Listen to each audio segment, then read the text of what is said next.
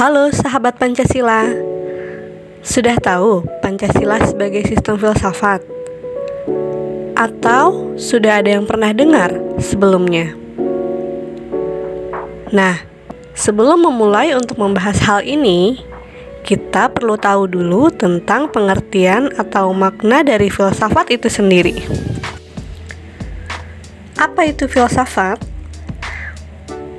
Istilah filsafat secara etimologis berasal dari kata philein yang berarti cinta, atau philos berarti sahabat, dan sophos yang artinya hikmah, atau sophia berarti pengetahuan yang bijaksana. Secara harfiah, filsafat mengandung makna cinta akan kebijaksanaan. Cinta artinya hasrat yang besar terhadap sesuatu. Jadi, bisa dibilang filsafat adalah sebuah hasrat atau keingintahuan yang sungguh-sungguh akan sesuatu kebenaran atau yang sesungguhnya.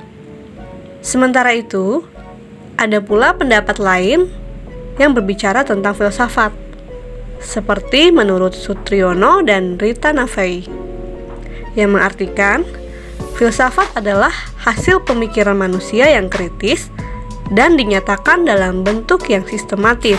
Selanjutnya, filsafat adalah pemikiran manusia yang paling mendalam. Filsafat juga diartikan sebagai refleksi lebih lanjut daripada ilmu pengetahuan. Filsafat juga dikatakan sebagai hasil perenungan jiwa manusia yang mendalam, mendasar, dan menyeluruh. Definisi yang kita bisa simpulkan soal filsafat adalah suatu ilmu pengetahuan yang menggunakan logika, metode, dan sistem untuk mengkaji masalah umum dan mendasar mengenai berbagai persoalan seperti pengetahuan, akal, pikiran, eksistensi, dan juga bahasa. Dalam kehidupannya, manusia selalu memilih sesuatu yang dianggapnya baik dan benar bagi dirinya, baik dalam tataran kehidupan individu maupun dalam kehidupan bersama. Pilihan manusia sebagai individu atau kelompok dalam menentukan tujuan hidup guna mencapai kebahagiaan bagi kehidupannya merupakan bagian dari berpikir filsafat. Manusia dalam kehidupannya tidak terlepas dari pemikiran filsafat, karena filsafat senantiasa sebagai pemikiran yang menyertai kehidupan manusia.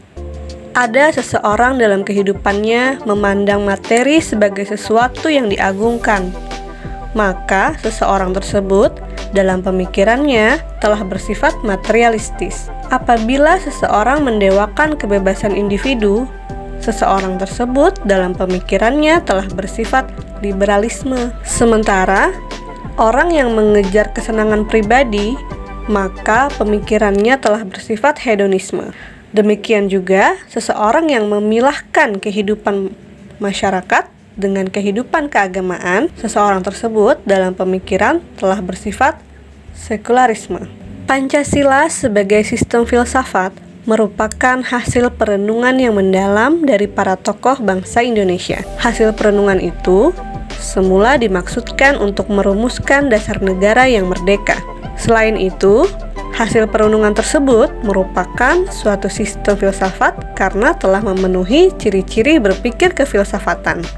Adapun beberapa ciri berpikir kefilsafatan meliputi sebagai berikut, yaitu sistem filsafat harus bersifat koheren, artinya berhubungan satu sama lain secara runtut, tidak mengandung pernyataan yang saling bertentangan meskipun berbeda, bahkan saling melengkapi, dan tiap bagian mempunyai fungsi dan kedudukan tersendiri.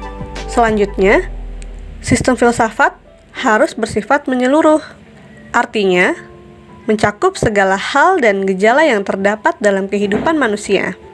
Pancasila sebagai filsafat hidup bangsa merupakan suatu pola yang dapat mewadahi semua kehidupan dan dinamika masyarakat Indonesia. Nah, ciri-ciri berpikir filsafat yang ketiga adalah sistem filsafat harus bersifat mendasar, artinya suatu bentuk perenungan yang mendalam sampai ke inti mutlak permasalahan, sehingga menemukan aspek yang sangat fundamental. Nah, yang terakhir, ciri dari berpikir filsafat itu adalah spekulatif.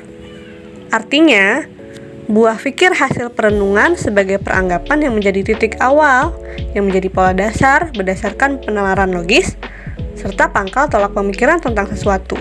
Lalu, hubungan antara Pancasila dan filsafat apa ya?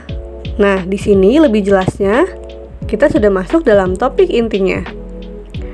Mengapa Pancasila sebagai sistem filsafat? Pancasila sebagai sistem filsafat merupakan hasil perenungan yang mendalam dari para tokoh bangsa Indonesia. Hasil perenungan itu semula dimaksudkan untuk merumuskan dasar negara yang akan merdeka. Menurut sastra Prateja, fungsi utama Pancasila menjadi dasar negara dan dapat disebut dasar filsafat adalah dasar filsafat hidup kenegaraan atau ideologi negara. Pancasila adalah dasar politik yang mengatur dan mengarahkan segala kegiatan yang berkaitan dengan hidup kenegaraan, seperti perundang-undangan, pemerintahan, perekonomian nasional, hidup berbangsa, hubungan warga negara dengan negara, dan hubungan antar sesama warga negara. Oleh karena itu, Pancasila harus menjadi operasional dalam penentuan kebijakan-kebijakan dalam bidang-bidang tersebut di atas, dan dalam memecahkan persoalan-persoalan yang dihadapi bangsa dan negara. Lalu, sebenarnya apa sih fungsi dari berpikir filsafat itu? Nah, yang pertama, berfilsafat mengajak manusia bersikap arif, berwawasan luas terhadap berbagai problem yang dihadapi. Manusia diharapkan mampu memecahkan problem tersebut dengan cara mengidentifikasinya agar jawaban-jawaban dapat diperoleh dengan mudah. Yang kedua, filsafat dapat membentuk pengalaman kehidupan seseorang secara lebih kreatif. Yang ketiga, filsafat dapat membentuk sikap kritis seseorang dalam menghadapi permasalahan, baik dalam komunitas, agama, dan hal-hal lain di luar dirinya secara lebih arif, rasional, dan tidak terjebak dalam fanatisme yang berlebihan. Nah, bagi mahasiswa atau para ilmuwan, dibutuhkan kemampuan menganalisis, yaitu analisis kritis yang komprehensif dan sintesis atas berbagai masalah ilmiah yang dituangkan dalam suatu riset atau kajian ilmiah. Nah, sudah tahu kan apa fungsi dari berpikir filsafat? Selanjutnya, kita perlu tahu alasan diperlukannya kajian Pancasila sebagai sistem filsafat. Dalam hal ini, Pancasila dapat dilihat dari pendekatan ontologi, epistemologi, dan aksiologi. Yang pertama adalah dasar ontologi Pancasila. Pancasila adalah sesuatu yang abstrak, sehingga tidaklah berlebihan, perlu acuan operasional yang konkret dalam mewujudkannya secara empiris. Dengan acuan perilaku konkret, sifat filsafat Pancasila yang abstrak akan dapat diwujudkan sebagai ilmu pengetahuan dengan objeknya perilaku masyarakat Indonesia yang Pancasilais. Dengan kata lain, ontologi dari Pancasila adalah manusia, yakni manusia Indonesia. Bagaimana manusia Indonesia seharusnya berperilaku, sebagaimana perilaku yang diharapkan dalam nilai yang terkandung dalam sila-sila Pancasila.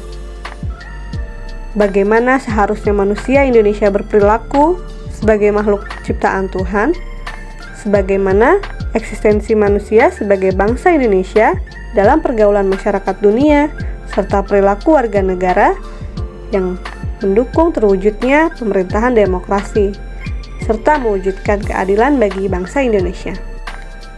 Yang kedua adalah dasar epistemologi Pancasila. Pengembangan dasar epistemologis tidak dapat dipisahkan dengan dasar ontologis Pancasila.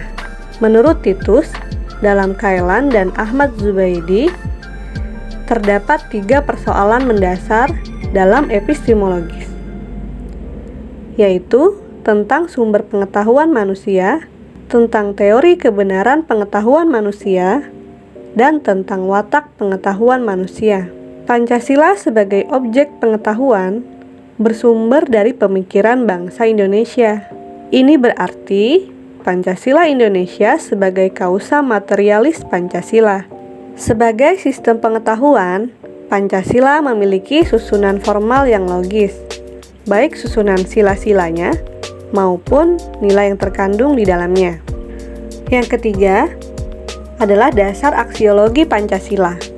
Pancasila yang diharapkan mampu mengantarkan bangsa Indonesia mencapai cita-cita hidup bangsa Indonesia dalam kehidupan berbangsa dan bernegara sejalan dengan tuntutan aksiologis, bahwa pengembangan Pancasila mengarah pada terlaksananya kaidah-kaidah dan norma yang berlaku dalam masyarakat, termasuk ketaatan pada peraturan perundang-undangan Negara Republik Indonesia.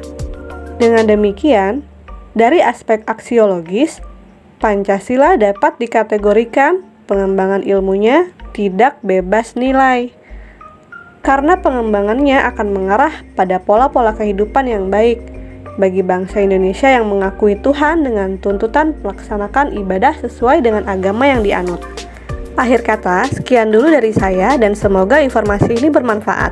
Selanjutnya, kita akan membahas tentang bagaimana membangun argumen, dinamika, dan tantangan Pancasila sebagai sistem filsafat. Sampai di sini dulu video kita kali ini. Semoga informasi ini bermanfaat ya. Sampai jumpa lagi pada video selanjutnya.